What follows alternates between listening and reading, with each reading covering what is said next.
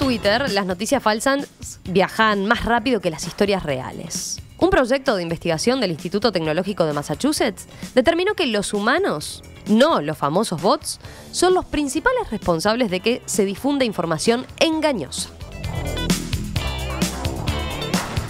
Estos hallazgos arrojan nueva luz sobre los aspectos fundamentales de nuestro ecosistema de comunicación en línea, dice Deb Roy, profesor de esta casa de estudios, y agrega que los investigadores están entre sorprendidos y aturdidos con las diferentes trayectorias de noticias verdaderas y falsas en Twitter. Ya con la campaña electoral casi comenzada, cuando las noticias falsas han jugado un papel preponderante en las campañas recientes de las primeras potencias del mundo, bueno, es un buen momento para seguir conociendo y comprendiendo este fenómeno. Así que para eso, hoy en nuestro espacio de disrupción, tecnología e innovación, recibimos nuevamente a Gustavo Galino. ¿Qué tal? Buen día, Gustavo. Buen día, Romina. Buen día para todos. Un gusto saludarte desde acá, ahora nuevamente en estudios, después de un mes y medio casi en Rusia. Sí, estuve 37 días puntualmente por allá y bueno, viviendo una experiencia distinta. Muy linda. Y con el Mundial, ¿no? Trabajando para Tele12 con todo lo que tenía que ver con el Mundial. Tuvimos oportunidad de hablar en algún momento sobre también algunas novedades en materia tecnológica que se estaban dando desde ahí. Pero bueno, hacía tiempo que no te teníamos acá en estudio, así que bienvenido nuevamente. Bueno, muchas gracias. ¿Qué tal este aterrizaje? ¿Cómo te ha tratado la realidad? Sí, por lo pronto, ¿no? Sí. Pero bueno, pero bien. Ya con nuevos temas que van surgiendo y saliendo del fútbol y poniéndonos un poco más en perspectiva de otras cosas. Muy bien. Gustavo, si te parece, hablemos, decíamos, hay novedades a propósito de este estudio vinculado a las noticias falsas, pero, a ver, para empezar, una definición de noticia falsa. Hay quien dice, bueno, noticia falsa siempre existió. ¿De qué hablamos ahora cuando hablamos de las noticias falsas? Sí, hablamos de esos contenidos que algunos los consideran pseudo periodísticos, otros directamente hablan de informaciones que carecen de veracidad, y eso es básicamente el concepto. ¿Cuál es la implicancia que tienen esto de las redes sociales o de los nuevos medios de comunicación? Bueno, que la fake news o la noticia falsa tiene un carácter viral, tiene un carácter de expansión o de alcance que la hace, por un lado, relevante, y que justamente su estado o su característica de falsedad, de engañoso o de inexactitud, todas palabras que están vinculadas al concepto, hacen, bueno, que se transforme en una herramienta para algunos que ha ayudado a algunos objetivos, para otros uno de los grandes riesgos. Estos estudios, que vamos a hablar hoy, y algunas cuestiones más que tienen que ver con qué está sucediendo, hacen a un estado de situación que para muchos es crítico. Hablando de eso, a ver, uno puede preguntarse, ¿quién crea las noticias falsas o de dónde salen la noticia falsa o la desinformación en torno a determinado hecho, ¿no? Sí, sin duda que parten básicamente de usuarios, que podemos ser tú y yo, o puede ser cualquiera de ustedes, los oyentes, quienes estén participando en una red social. Cualquiera puede transformarse en un emisor de fake news, con intencionalidad, sin intencionalidad, por replicar o directamente por comentar algo. Después hay otras estructuras o otros que piensan o que plantean que ya también existe un negocio atrás de esto, o que existe una organización que busca que se genere la proliferación de estos contenidos, y ya ahí estamos hablando de otro nivel que es distinto. Pero básicamente estos estudios, o por lo menos las mediciones que se están conociendo, le otorgan mucho valor a la acción, muchas veces con poco control o con poca noción del usuario, que está compartiendo información en tiempo real y que no sabe lo que está generando como un efecto negativo. A ver, cuando se habla de noticias falsas siempre aparecen algunos términos, ¿no? Por ejemplo, bots, trolls. ¿Podemos explicar y definir cada uno de ellos y qué rol juega en esto de las noticias falsas? Y es bien interesante porque este estudio que vos ya comentabas al principio del MIT, un poco lo que hace es desterrar algunos conceptos como esto de que noticia falsa está muy vinculado a la organización, a lo que yo decía recién, a una plataforma, una estratagema que lo que busca es que robots informáticos, que lo que hacen es automatizar tareas, por ejemplo, en una red social, publicando, retuiteando o haciendo otras tareas que ahora vamos a comentar brevemente cuáles son, puedan incidir. Este estudio dice que esa incidencia es relativa, es menor, minimiza de alguna manera algo que para muchos era el gran problema. Y después están otros tipos de usuarios que muchas veces se confunden con los bots, que acá también están mencionados, pero no son el eje del tema, pero igual vale la pena contarlo, que son los trolls, que son en realidad usuarios humanos, usuarios reales, no son máquinas, no son robots, no automatizan, sino que son usuarios que pueden tener una o más cuentas, es verdad, se pueden organizar más o menos, pero lo que buscan es generalmente generar contenido de odio, de atacar otras cuentas, confrontar. Ese es un tipo de usuario puntual. Los bots no son tipo de usuario, sino que son estructuras robotizadas que funcionan muchas veces en estas redes. Ahí está, pero está bueno ese aspecto que marcabas de este estudio, ¿no? Del Instituto Tecnológico de Massachusetts, que plantea, bueno, a diferencia de lo que se preveía, que eran los bots los que más propagaban las noticias falsas, acá dicen, ojo, ¿no? Que son los humanos en realidad quienes hacen eso. Y claro, por eso vale la pena también entender más de este fenómeno. Totalmente, ¿no? Y sorprende a todos. Y de la responsabilidad que tenemos. Sí, y la responsabilidad que tenemos todos, y la sorpresa viene justamente por ese lado, porque, bueno, en estos días, estos tiempos donde, por ejemplo, Trump, hablamos de Twitter, Trump es como uno de los protagonistas, sale y ataca y dice que Twitter está como disminuyendo el alcance de las publicaciones de gente de su sector, de su riñón. Twitter responde que no. Twitter está siendo mucho más transparente en sus comunicaciones. Ahora vamos a contar algo de eso también, cómo lo están haciendo y qué están contando. Y en el medio de esa guerra y con otros actores que aparecen, y se habla de las elecciones de 2016, y se habla de cómo los ejércitos de bots pueden haber o no aparecido, lo que este estudio no niega es que durante 2012, en la campaña de reelección de Obama, y en 2016, la presencia de bots y la importancia de esos contenidos creció. Eso no lo niega nadie. Lo que sí está bueno y que analiza y muestra con datos mucho más profundos es que en realidad la fuerza que tienen las fake news no viene, digamos, no está correlacionada con estos bots, sino que está mucho más enraizada y está como mucho más vinculada profundamente a nuestra cultura como usuarios, a nuestra manera de utilizar. Entonces ya empezamos a hablar de un análisis muchísimo más profundo de la sociedad y de nosotros mismos como usuarios de las redes. Sí, hasta psicológico, ¿no? De por qué estamos más predispuestos a difundir noticias falsas que noticias verdaderas. Pero vayamos, si te parece, algunas características capaz de este estudio del Instituto Tecnológico de Massachusetts para contar a ver cuáles son las novedades y cómo se hizo también, ¿no? Sí. ¿En qué consistió? Bueno, básicamente este estudio surge la necesidad de hacerlo y el interés de los 3 académicos que lo llevan a cabo después de lo que fue aquel atentado a la maratón de Boston.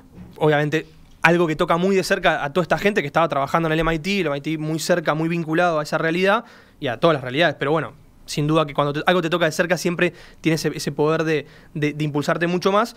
Ellos automáticamente ante este hecho empiezan a analizar cuáles fueron las noticias que se fueron dando, qué relato se fue generando a través de los testigos oculares, de personas que estaban cerca, y ponen el ejemplo puntual de 2 testigos que estaban muy cerca de donde sucede una de las primeras explosiones y que visualizan a uno de los sospechosos. Un relato habla de que el sospechoso tenía una actitud irascible y que tenía rasgos de una persona de Medio Oriente, y otro expresa algo bastante distinto, que era una persona de origen, digamos, blanco, por decirlo de alguna manera, así por lo menos lo resumen, y que no tenía esa misma actitud. Entonces eran 2 relatos muy distintos, ambos estaban presentes en la red social y se fueron de alguna manera difundiendo y se fueron replicando de una forma muy distinta. Entonces ellos lo que buscan es, a través de esa realidad, decir, bueno, ¿cómo hacemos para medir este tipo de cosas replicadas a todas las áreas de información posibles? Política, actualidad, medio ambiente, deporte. Ellos buscan un estudio totalmente extensivo a todas las áreas, no solamente a cosas como estos puntuales hechos de terrorismo, y a través de una herramienta que ellos van perfeccionando, buscan no solamente analizar lo que sucedió desde que nació Twitter hasta ahora, sino que también buscan generar un modelo que permita predecir futuras acciones. Entonces, 2 cosas. Momento puntual, 2013, atentado, analizan esa realidad.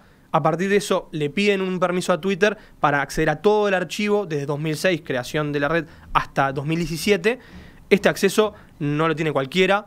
Es muy costoso, digamos, si nosotros dos, vos o yo, queremos acceder, no, nos costaría... Twitter no nos va a... No nos puede dar, pero nos va a cobrar una millonada. Ajá. Bueno, por ser el MIT, obviamente, hay una cuestión de contacto, y de hecho uno de los investigadores estaba vinculado allá a Twitter de antes. Entonces logran ese acceso muy importante a una masa de información muy importante. Estamos hablando de casi 5 millones de tweets, que es una masa, un volumen de contenido muy importante. Y bueno, lo que hacen es, yendo para atrás, poder generar ese modelo que lo que logra es determinar cuándo una noticia es falsa, cuándo una noticia es verdadera y ver qué trayectoria tiene esa noticia. Ellos hablan de cascada. La cascada viene a ser esa cuestión de que nace de un usuario que lo publica y después qué pasa con esa información. Cómo se replica. El que comenta, el que retuitea, el que la toma como propia. Entonces, es un modelo muy complejo que le llevó varios años elaborarlo, y lo que logran es ordenar esa información. Después lo que hacen estos académicos es, bueno, para darle solidez a su estudio, contratan o se basan en 6 agencias que son verificadoras de información que les ayudan a contrastar si las elecciones que ellos habían hecho de esto es falso, esto es verdadero, esto está bien, esto está mal, realmente estaban de alguna forma sostenidas, alcanzan un 95% de coincidencia. Entonces, en base a eso, ellos logran decir, bueno, acá tenemos toda esta masa de información que se dio en todo este tiempo y estamos evaluando cómo funciona cada recorrido. Lo que ellos terminan concluyendo es que el recorrido de la noticia falsa, del contenido que era engañoso o que tenía información inexacta, bueno, esto que estábamos definiendo al principio, tiene un 70% más de posibilidades de ser exitoso. O sea, no solamente viaja más rápido, o sea, que se reproduce mucho más rápido, sino que además llega a mucha más gente, tiene mucho mayor alcance, esto que se habla siempre, cuánta gente lo vio, y además su posibilidad de réplica es mucho más poderosa. Entonces, como esos 3 aspectos, ¿no? A quién alcanza, a qué velocidad y con qué fuerza, si se quiere. En los 3 ítems ellos concluyen de forma casi sin ninguna duda que la noticia falsa tiene mucho más fuerza. ¿Y dan alguna explicación de por qué esto? ¿Qué es lo que hay detrás? Sí, esto quizás es lo que el estudio deja como más abierto, ¿no? O sea, el estudio es muy analítico, o sea, llega a estas cosas de los números. Podríamos repasar algunos que yo ya les fui diciendo, esta de las falsedades o las verdades. Cuando van a la parte de las explicaciones, ahí empiezan a ser más conceptuales, y ahí podemos conversarlo y mucha gente puede atribuir cuestiones, lo decíamos al principio, un poco lo social, un poco lo psicológico, esa cosa de la novedad. Ellos hablan de la novedad como el elemento que hace que una noticia falsa sea más atractiva que una noticia real. Normalmente las noticias falsas tienen más novedad de impacto que las noticias verdaderas. Totalmente. Y eso hace que sea más atractivo entonces para replicar de distintos o tomar el contenido. Así reducen un poco o así simplifican o sintetizan, vamos a decirlo, lo que es la motivación de la persona. A ver, si yo accedo a una información que creo que puede ser interesante y la comparto en mi Twitter, no importa si yo tengo 200 o tengo 50.000 seguidores, tengo una concepción de que estoy dando una novedad y eso me genera a mí una cierta sensación de influencia. Y eso va como pegado, ¿no? O sea, la novedad y la influencia. Todos los usuarios o muchos de los usuarios quieren ser influyentes en algún punto y es una tentación. Si yo accedo, veo, me dicen lo que sea y yo puedo de alguna manera lucirme con eso, hay una tentación. Ellos manejan este concepto de el usuario que, no importa si tiene muchos o pocos seguidores, se tienta de compartir o se tienta de replicar o le parece que eso puede ser novedoso, escapando un poco a la lógica de toda la vida de los grandes medios, de esperar que llegue el diario, de escuchar la radio, de ver la tele. Hay una competencia también entre los usuarios que muchos sienten que yo me informo en Twitter, lo he escuchado mucho. Mucha gente que te dice, bueno, la tele no, o no sé qué. Yo me informo en Twitter. Está bien, es verdad, nosotros también los periodistas nos informamos en Twitter. Pero cuidado, porque ahí hay una brecha gigantesca de ¿cómo me informo en Twitter? ¿De qué manera? Bueno, ahí viene lo que se está comentando desde hace un tiempo, ¿no? Ante más noticias falsas, bueno, quizás es necesario más periodistas para chequear entonces y pasar el limpio qué es falso y qué no, ¿no? Totalmente. Y poder respaldar la información que se está publicando. Pero, Gustavo, a ver, una consulta. Esto que golpea a Twitter en particular, ¿por qué el estudio se centra en Twitter? Las noticias falsas se propagan por distintos medios, ¿no? Y por distintas redes sociales. Estoy pensando en WhatsApp, estoy pensando en Facebook, obviamente, pero Twitter en particular es visto como un especial propagador de noticias falsas, ¿es así? Sí, bueno, no sé si ¿le cabe ese rótulo? No sé, yo no me animaría a decir especial, pero sí, como se entiende que Twitter es la red de la instantaneidad, los contenidos que son del momento mucho más que otras.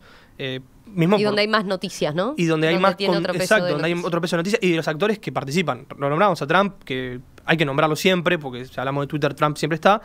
Y tiene que ver con eso. Los actores, los principales actores políticos, sociales, de casi todos los rubros, aparecen ahí. También es verdad, y está bueno comentarlo, que ha habido una especie de fuga también, si se quiere, relativa y progresiva de muchas figuras que no se encuentran ya tan cómodas en Twitter y que se han ido a Instagram, por ejemplo. Pero eso más para el lado del rubro cultural, de lo que es el espectáculo, la música. Después hay todo otro sector más de la política y de la información y de la actualidad que está todavía más presente en Twitter, y creo que ese carácter que tiene Twitter como de red social de las noticias, entre comillas, hace que tenga una mirada mucho más interesante. Si vamos al volumen, 335 millones de usuarios mensuales de Twitter no compiten tanto con otras redes que son muchísimo más populares. No solo Facebook o Instagram, sino que redes más de locales o de nicho que están de alguna forma ubicadas regionalmente, tienen más usuarios activos que esta. No obstante, el impacto que puedan tener en la agenda de noticias quizás hace que siga siendo una red que muchos miran, ¿no? Gustavo, para cerrar, ¿qué tan preocupado está Twitter por este tema y por ser el canalizador de noticias falsas en algunos casos? O bueno, tiene este tema ahí latente, ¿no? Sí. Está claro que en todos los países y cada vez que se acercan elecciones, lo vimos ahora en Brasil, tomando medidas en particular, ¿no? Vinculados a las redes sociales y las noticias falsas. Acá seguramente en algún momento se vendrá algo parecido, o por lo menos alguna advertencia por ese lado, porque hemos tenido episodios, ¿no? Sí, que claro, se han difundido muchas noticias falsas. ¿Qué está haciendo Twitter al respecto? ¿Qué podemos decir? Bueno, muy breve. Twitter contrata una empresa que se especializa en ayudar a curar los contenidos, a bloquear cuentas que propagan contenido falso. Ya no solamente noticias falsas, sino que va más arriba. Al mismo tiempo hay presiones políticas en distintos lugares del mundo. El Parlamento británico acaba de pedirle no solamente a Twitter, pero también a Twitter, que transparente un montón de procesos y que hasta que paguen un canon, una especie de impuesto por el hecho de ser responsables de la proliferación de contenidos que pueden influir en procesos democráticos. O sea, Twitter se sabe en el medio de una lucha por la comunicación, por el control de los mensajes y de los relatos, que puede tener un impacto en procesos, y ya lo hemos visto y lo seguiremos viendo, con lo cual, sin duda que hay preocupación, una crisis que hay también económica. Twitter cerró la semana con una baja del 20% en la bolsa, entre otras cosas, primero por ataques de Trump, justamente lo que les comentaba al principio, que decía que había una manipulación de ciertos alcances de algunas cuentas, y además porque en las acciones de esta empresa nueva, que es Smite, se quitaron un montón de seguidores o de cuentas que estaban vinculadas a celebridades o a usuarios relevantes, y eso también generó un poco de incertidumbre, de impacto de, bueno, hasta cuánto bloquea, hasta cuánto saca, qué se está limpieza. ¿Qué está limpiando? Pero, o sea, que lo que podemos hacer es como que está haciendo efectivamente una limpieza de Twitter de contenidos, sí. Todo lo que tenga duda de si es falso o verdadero. Barack Obama perdió 2 millones de seguidores, por ejemplo, dentro de otros tantos millones que tiene, pero perdió una cantidad, y muchos así. Y además hay otros tipos de bloqueo que van a empezar a aparecer justamente para evitar fraudes, para evitar un montón de situaciones que tienen que ver con el uso inapropiado de la red. Y todo termina, y como gran conclusión de todos estos temas, que vamos a ir conversando y que van a tener nuevos capítulos, se tenía que generar de alguna manera algún tipo de herramienta para los usuarios, o de acá para adelante para los futuros usuarios, de entender algunos procesos en los cuales están involucrados. Si yo comparto un contenido que yo digo, bueno, está así, capaz que es falso, es un rumor. Pero, bueno, ¿qué va a ser? Soy una nada, un puntito en estos 335 millones. Bueno, está bueno estudios como estos que demuestran que la suma de todos esos puntitos que no creen que tienen responsabilidad pueden terminar generando una bola de nieve que hasta te marca una elección de un país. Tema que a mí me apasiona, me parece interesantísimo, y que seguramente tiene que generar en todos una reflexión, porque bueno, los que estén usando la red, o los que estén participando o solamente leyendo, o sea, que te dicen algunos, igual también tienen que saber que esto existe y que esto está funcionando. ¿Qué te parece si ya dejamos anotado así, a cuenta de las próximas columnas, ver qué están haciendo los distintos países y que han tenido procesos electorales, ¿no? Vinculado a este tema, ¿no? De cómo lo están atacando, ¿no? Hacer un repaso para ver qué pasa acá también, ¿no? Y cómo estamos parados en torno a ese tema, ¿te parece? Tomo nota. Muy bien. Bueno, Gustavo, gracias como siempre, y un gusto placer. tenerte de vuelta por acá. Muchas gracias.